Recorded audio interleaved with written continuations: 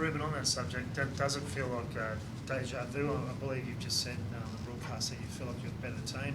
You said that last week, but once again, you don't have the points. Yeah, look, it does feel like deja vu. 4 days ago, we were sat in the same room saying pretty similar things. I'm sure, we've had our lion's share of the possession. I haven't seen all the stats, but I'm sure we've had, probably 3-1 on final third entries. I think we had 60-something, they were saying on my headphones. It's a lot of final third entries in 90 minutes. Probably equal in shots and shots on goal, it felt like, because I feel like Newcastle are a pretty tidy outfit at times, and they created a few things, to be fair to them. And they fought really hard and ground away for their 1-0 win. But yeah, I do think we were the better team. Very unlucky not to go ahead, and very unlucky not to win the game. Why can't you score goals at the moment when you have so many opportunities? It just seems like the last pass, the strikers aren't getting the ball where they want it. You're having lots of shots. Yeah, look, it's a tricky one. It depends how you look at it. We've had, against Western United, for example, we had young Jacob Brissett. I don't know if you remember the volley 2 weeks ago. Just inside the penalty spot, middle of the goal, hits straight at the keeper. A good example for young Jacob Brissett would be that, he played a whole season of NPL with Sydney FC's youth team. I don't think he scored an NPL goal. But to be fair to the kid, he's got a hell of a talent in 1v1 situations, and adding goals to his game is going to be a work in progress.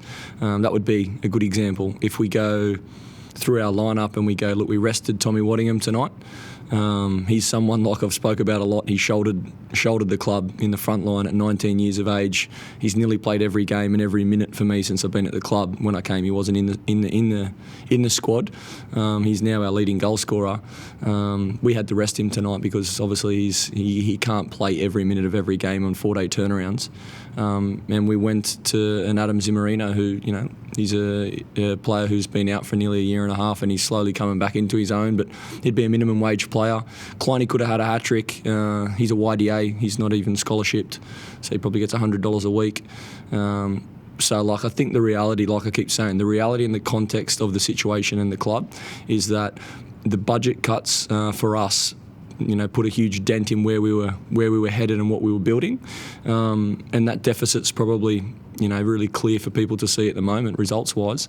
We're just short, and just short on quality in those moments, but we certainly have a model and a way of playing football, because that'll be 4 weeks in a row now where we've been the better side, had control of the game with the ball, playing attack and football, getting in their end, dominating on all the metrics. So that's hopefully that answers your question and gives you a bit of clarity as why are we not scoring these goals. Maybe our expectations of a young Jacob Brissett and a Zimmerino and a Tommy Waddingham and these players, maybe our expectations are a little bit high for what we have.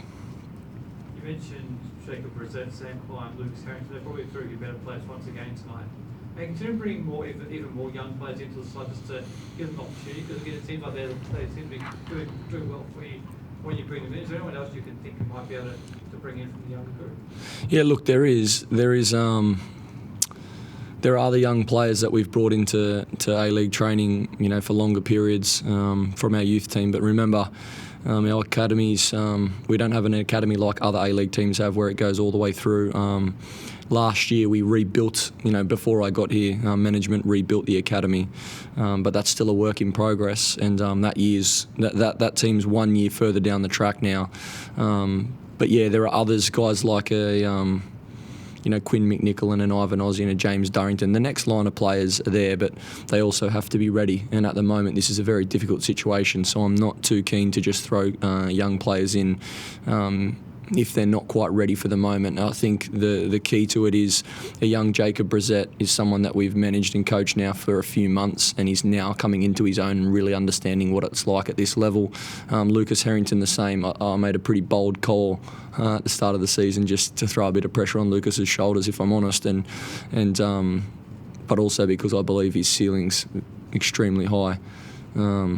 I thought he was the best player on the pitch, to be honest, tonight, and not by a little bit, by a long, long way. Certainly the best defender on the pitch, the best centre-back on the pitch. And there are some good ones out there, guys like Mark Natter. I've had the pleasure of working with a little bit in the Australian under-20s. He's a fantastic left-side centre-back for me. Grozos was dropping in for centre-back for them, fantastic on the ball, but I just thought Lucas was the pick of them. So yeah, there are a few other ones.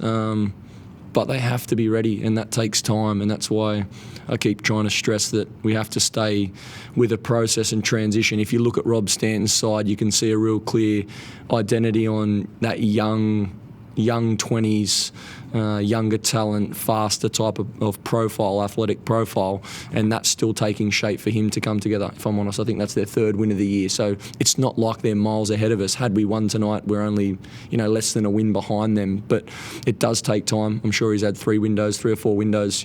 We've had 1. And also, you need to have the resources and the finances to be able to build and buy in that window, and that's something that we're working towards as a club. So we have to stay in the moment.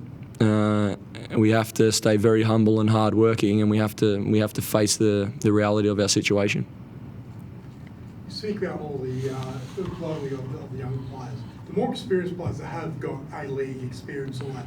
Do you feel as though that some of them have not sort of aimed up as far as where you'd like them to be? And also, so with the transfer window about to open, would you be looking for more experienced players if you're able to? Look, it's not just looking for experienced players, it's looking for the right players that fit our model. What I will say before we go any further is some of the senior players in my side and the more experienced players are doing a phenomenal job in very difficult circumstances of where this club finds itself at. Guys like Jay O'Shea and Flo Berengay and some of these senior ones are doing a fantastic job and really trying to lead and hold things together. And that's not just my words, that's visual. That's why they're the better team tonight. That's why we control the game, is through their leadership and their resilience to keep pushing and keep trying in difficult circumstances. I don't think we should underestimate just how tricky that situation is. But I've been in football a long time and seen players roll over and dressing rooms divide, and we don't have any of that. We have a team that's chasing and trying until the very last whistle. We do have some senior players that are at the end of their careers, guys like Joe O'Shea and Flo, they're 35, 36, and now they're trying to shoulder the responsibility. So that's why there's a transitional period, and there will be a transitional period for a little way, but I don't think we should be so, so unrealistic or arrogant to think that just because Brisbane Roar is a fantastic, wonderful, big club, that we're beyond having tough moments. And it's clear that we're in one, and we have to face that reality together, and we have to work really hard to get out of it. And that means, probably not focusing on the short-term results as much as the longer-term process. And you can see some of the young players coming through in this environment with the leadership of some of them older ones. It's not far off being very good. A few additions in the window will help. But yes, that's our situation. I hope that gives you some clarity. Yeah, but also as well with the results at the moment, you understand the fans at the moment, the frustration, and so I guess almost in a way, I'm not saying losing hope, but you can tell that there's certainly, at the club in general at the moment, there's sort of a decline. And what's your message to them as far as keeping the faith, and staying behind the team? Well, rightfully so.